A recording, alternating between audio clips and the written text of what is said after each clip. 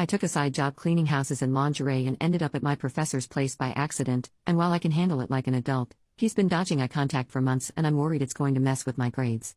So I'm in my 20s and he's at least in his mid-30s. I work for a cleaning service that offers fully exposed or lingerie-clad maid services. There is no intimacy or touching, and if boundaries get crossed then the client is struck from the client list. The client can ask for a type, like hair color, race, weight, age, gender, but they cannot pick a specific maid. Their maid is assigned by the company. Both client and the maid have the option of using a fake name, and pictures of either party are not provided. Any institutions the clients and maids are linked to, like school or work, are also noted so something exactly like this doesn't happen. All of this is done for confidentiality. Clients can request after the first session that the same maid comes back, but that's it. I'm explaining this to show that it is impossible for him to have requested me or known it was me beforehand. I got a message from the company saying a nearby and anonymous client had requested a lingerie-clad maid and I was his type. I went, in jeans and a t-shirt with the lingerie underneath so he didn't see anything, knocked on the door, and my lecturer opened it. I realized what had happened and said that the agency typically filters these things out. Clearly there was an error, and I can stay and be professional or I can get him another maid, but whichever he chooses, we should both just forget this. He asked for another maid, so I called the office, explained, and left. The office says due to computer and human error, no one clocked in that we are linked with the same school. I had to go into school a few days ago along with some classmates and we ran into him.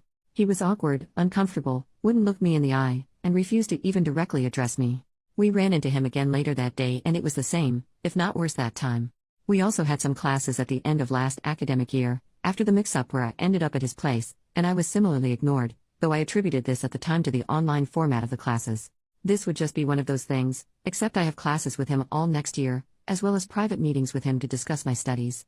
These have to be done with him, are compulsory, and can affect my grade. While I know that I can act professionally, I am concerned that he cannot, as it has been several months and he is still not passed it. I am putting a lot of time and money into this, and if this is how he will act for the remainder of it, I feel I will not get what I paid for it and that my grade will suffer.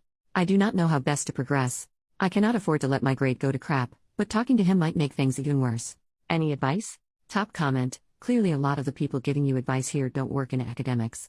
I do. For the love of God, don't put anything in writing unless you actually want to get him fired. He is not going to give you a bad class participation grade if he is the one preventing you from participating by ignoring you. As for meetings with him, just meet for your degree the way you would if this had never happened. If you treat this brusquely and professionally, he will eventually too. If you must address it, at the end of your meeting, while you're leaving, say I would really appreciate it if you would keep what I do for a living to yourself. Obviously I am giving you the same professional courtesy. I would love it if we could pretend that incident never happened. Don't put anything in writing. For the love of God, do not show up to his house again, even to leave a note in his mailbox. That's how you progress into stalking. Don't do anything crazy to make him notice you in class. Offer to participate the way you always would. Do your meetings with him as if this never happened.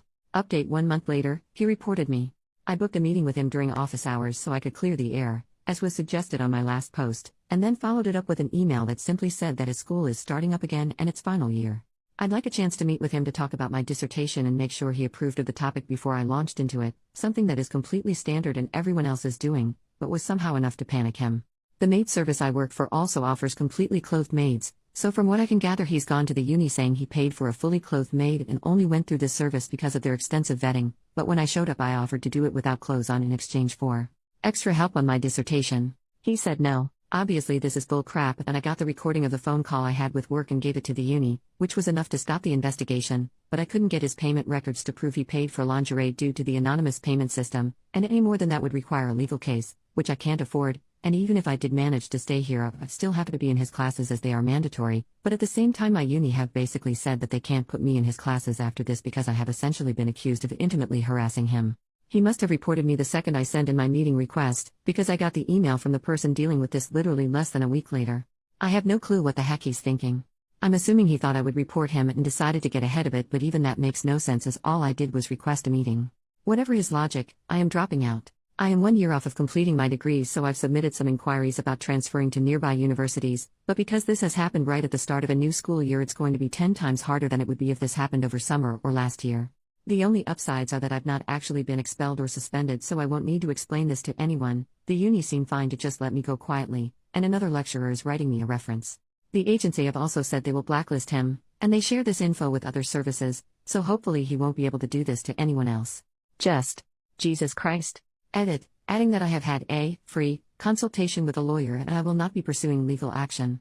The best case scenario, Where I win, my name is cleared, and I can stay in this uni, my profession will still be outed, I will be shunned by classmates and staff members, and my lecturer will continue to be a jerk, and I'll be staying at a uni that have confirmed they will throw me under a bus to save a weaselly prick. Even the best case scenario will also earn me a black mark next to my name in academic circles. Update 3 years later, OP updated with a new account after her posts were featured on Smosh. Just caught up on the Smosh podcast and, well. Comment number 1, is there another update? OP, not really to be honest.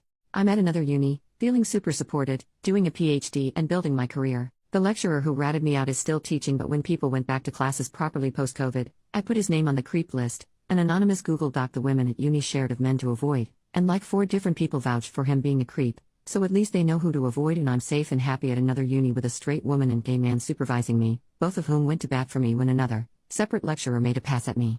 Like I feel like the overwhelming reaction to my story was just, well, that's depressing, and I wish I had a non-depressing update, but that's how academia works, I guess. C'est la vie.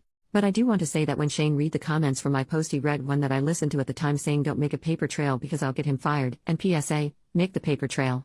I really regret listening to that guy, which I only did because he said he was in academia.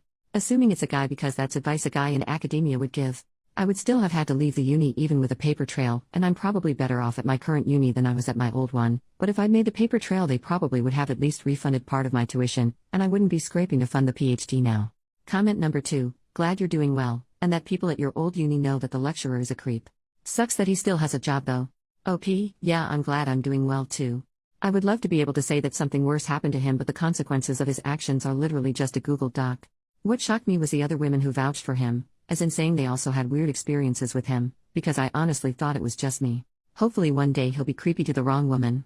But hearing my words from like 3 years ago read out to me while I was on the treadmill is definitely making top 3 weirdest moments of my life lol. Comment number 3, saying don't make a paper trail because I'll get him fired, and PSA, make the paper trail. Oof, that comment is terrible, you're totally correct. Anyone who has dealt with any sort of scary, bad, or uncomfortable situation, whether in the workplace, school, or just in life, always make a paper trail. Document everything, even if it's small. If you have to take it to a boss, school leader, or police, etc., the best thing you can do to have a situation taken seriously and rectified is to have some sort of tangible proof that something has happened by documenting and listing whatever the issue is.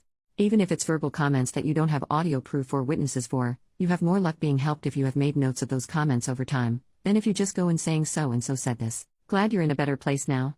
OP, yeah. I just never expected to be in that situation, so when the top comment was like, hi OP, I'm in academia and here's what you do, I just went with it. If I could go back and tell myself one thing, it would be document everything. Hearing the comments read back, I got mad all over again, but mostly at myself for just going with what I was told back then. I even dug up the post and there were multiple people telling me to be careful that I don't upset him because I had the power in that relationship, which is just wild to me now considering how everything turned out, but at the time I fully went with it. Honestly, I probably wouldn't have even made the update if I wasn't so annoyed at those commenters, and Shane reminded me how annoyed I was when he read them out lol. Commenter number 4, holy crap, I remember this one and finding it insane. That guy was for sure a creep and I was pissed to hear he had tried to blame you, but at least other people know to avoid him. Thank God, hoping you've been feeling better at this new uni. OP, I'm doing so much better at this new uni, thank you. I was actually at this uni first, then switched to the one this guy worked at, so now I'm back at the OG and I don't know why I ever left, to be honest. This sounds weird, but I'm low-key hoping he continues being a creep so he'll do it to the wrong woman and she'll be smarter about it than I was. But yeah, it was insane to me because honestly that post is from like late 2021 and by 2022 I was at a new uni, moved on, completely forgot about it, and then today I'm on the treadmill listening to a podcast and hear that being read out. Like? Commenter number 5, I'm glad you're doing better. Wow, that must have felt surreal to have your story of what crazy shit happened to you in a video happen. I remember watching the video when it came out. OP, I immediately just picked up my phone and rewound and started looking for the info. I would have heard it sooner, too, but I only listened to podcasts at the gym and I've not gone in the last couple weeks. It was so wild.